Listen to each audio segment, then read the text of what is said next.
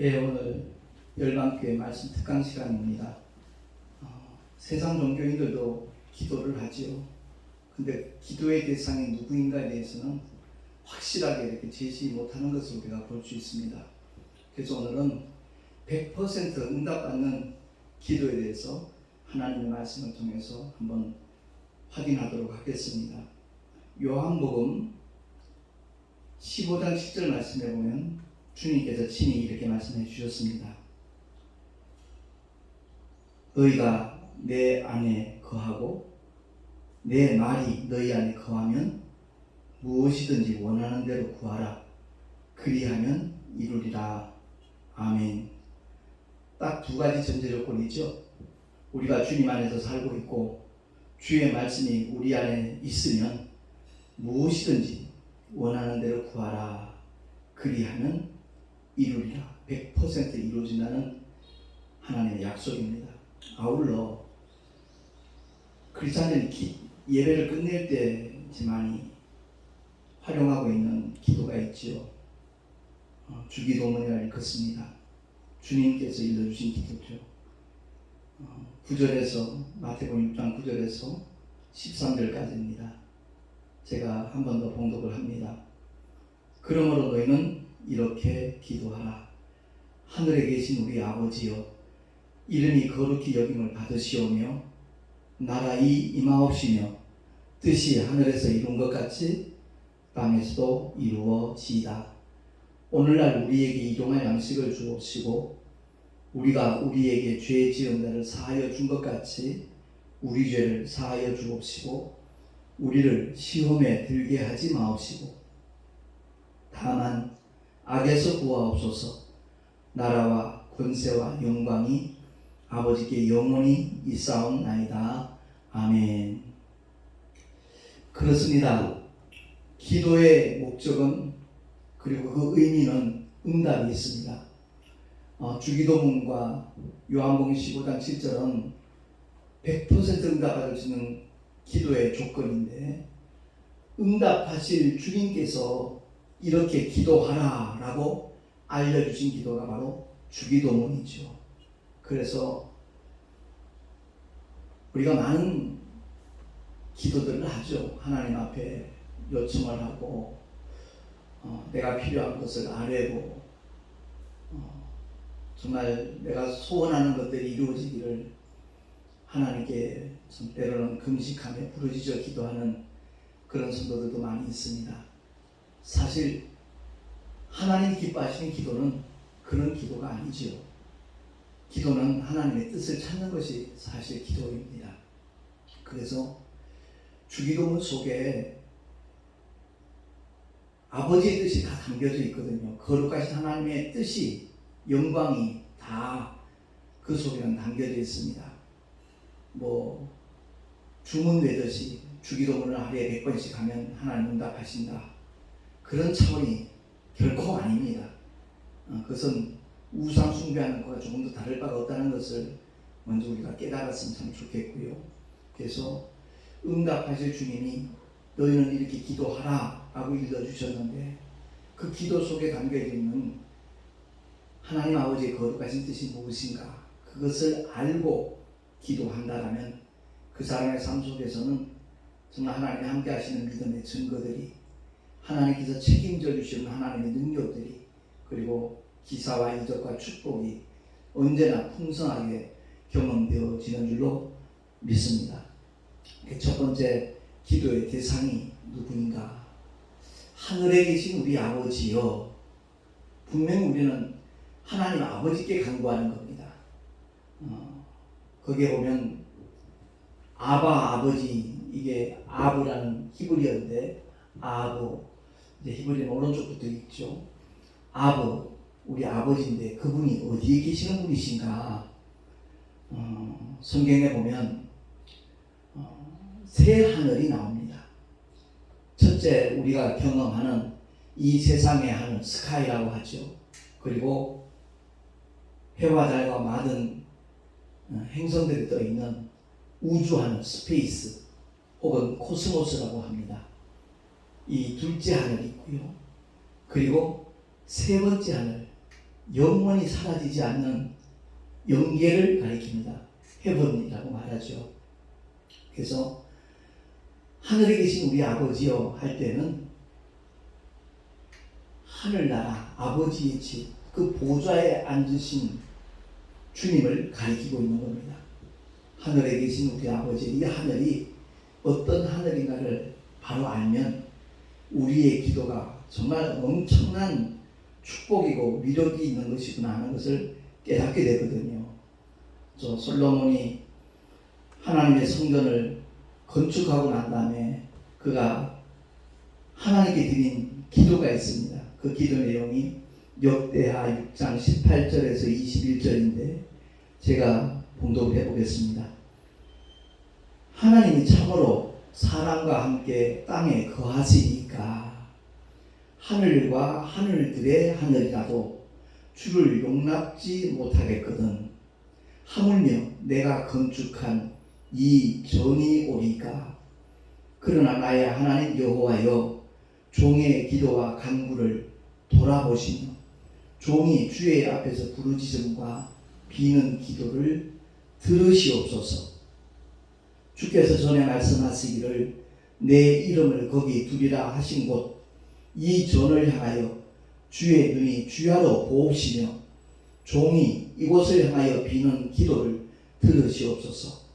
종과 주의 백성 이스라엘이 이곳을 향하여 기도할 때 주는 그 간구함을 들으시되 주의 계신 곳 하늘에서 들으시고 들으시사 사하여 주옵소서.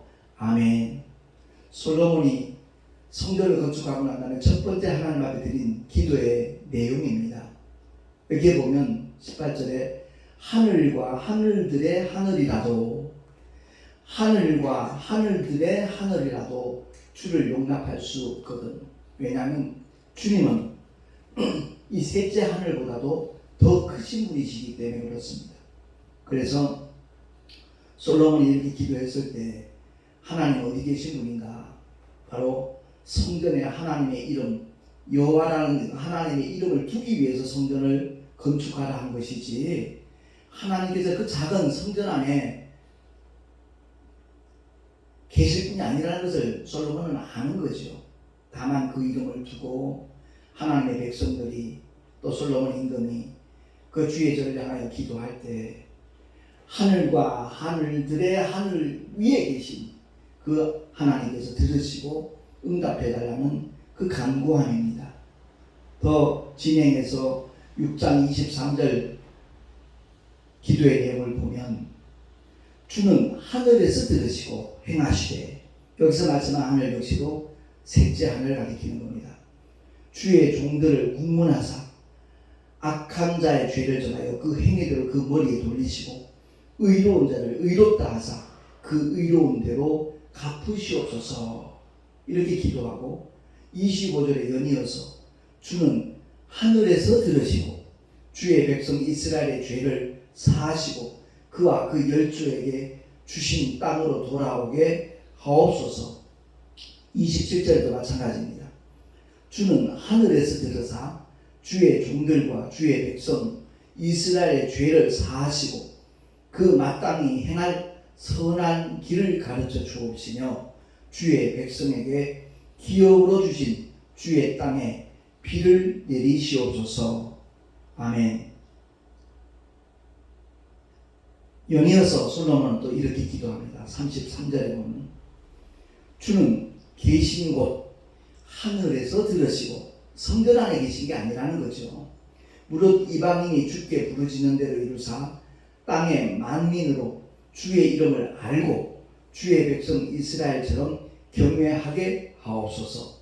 또 내가 건축한 이 전을 주의 이름으로 일컫는 줄을 알게 하옵소서. 그렇습니다. 솔로몬은 이방 사람들까지도 정말 주님을 알 수 있도록 만민으로 하여금 주의 이름을 알기를 그는 소원하였고, 주의 백성 선민 이스라엘처럼 동일하게 이방인들도 하나님을 경외하게 되기를 그는 사모하는 마음으로 이 성전을 건축했다는 것을 고백을 하고 있습니다. 그리고 39절 기도의 내용을 보면 주는 계신 곳 하늘에서 저희의 기도와 간구를 들으시고 저희의 일을 돌아보시며 주께 특죄한 주의 백성을 용서하옵소서. 나의 하나님이여 이제 이곳에서 하는 기도에 눈을 드시고 귀를 기울이소서. 아멘. 그렇습니다. 솔로몬의 기도는 가장 역점적으로 간구한 내용이 주의 백성의 죄와 허물을 사하여 달라는 그런 내용입니다. 그리고 이방 사람들 역시도 하나님의 살아계심을 알고 그들도 선민 이스라엘과 동일하게 하나님을 경외할 수 있도록 그렇게 사모하는 마음으로 기도했다는 거죠. 그래서 오늘날 성전 예배를 고집하는 그런 경향들이 많이 있습니다. 아닙니다. 이 성전을 헐라 주님이 말씀하셨습니다. 내가 사흘에 일으키리라 말씀하시면 바로 성전된 주님의 육체를 가리킨다라고 복음서에 구체적으로 설명을 하고 있지 않습니까? 그렇습니다.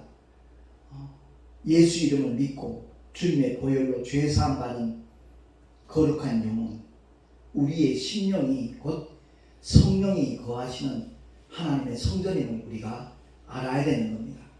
그래서 오늘날 외형교회가 왜 필요한가? 한 자리에 모여서 함께 하나님을 예배하기 위해서 필요한 것이고, 또 이렇게 말씀 특강을 통해서 하나님의 말씀을 올바로 깨닫고 알도록 하기 위해서 어떤 영적인 유익을 얻기 위해서 하나님의 말씀을 정말 공부하는, 교육하는 그런 장으로서 외형적인 교회, 가시적인 교회가 필요한 것이지, 이 교회에 하나님이 머물고 계시는 것은 결코 아니라는 것을 우리 모두가 깨달았으면 참 좋겠습니다. 그래서 하늘에 계신 우리 아버지요 라고 먼저 기도하라 주님이 그렇게 일러주셨거든요. 간혹 목사님들이 기도하면 거룩하신 하나님 이렇게 하나님의 실존만 불러놓고 기도를 계속 이어나가는 그런 경우를 자주 보게 됩니다. 하나님의 실존만 부르는 것이 아니라 거룩하신 하나님, 그 다음에는 우리 아버지가 들어가야죠. 그러니까 하나님과 우리의 관계를 분명히 밝히는 것, 이것이 대단히 중요한 것입니다. 그래서 하늘에 계신 우리 아버지여, 우리의 기도의 대상인 하나님을 향하여 내가 어떤 존재인가, 예수의 이름을 믿고 하나님의 자녀가 되는 권세를 가진 정말 특별한 사람이라는 것을 우리가 인지를 하고 하나님께 기도를 해야 된다는 것이죠.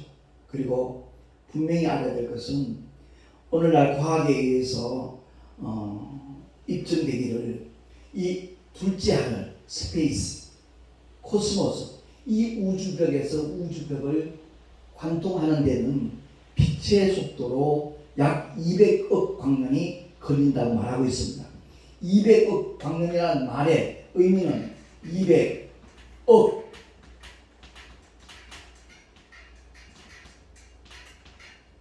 광년,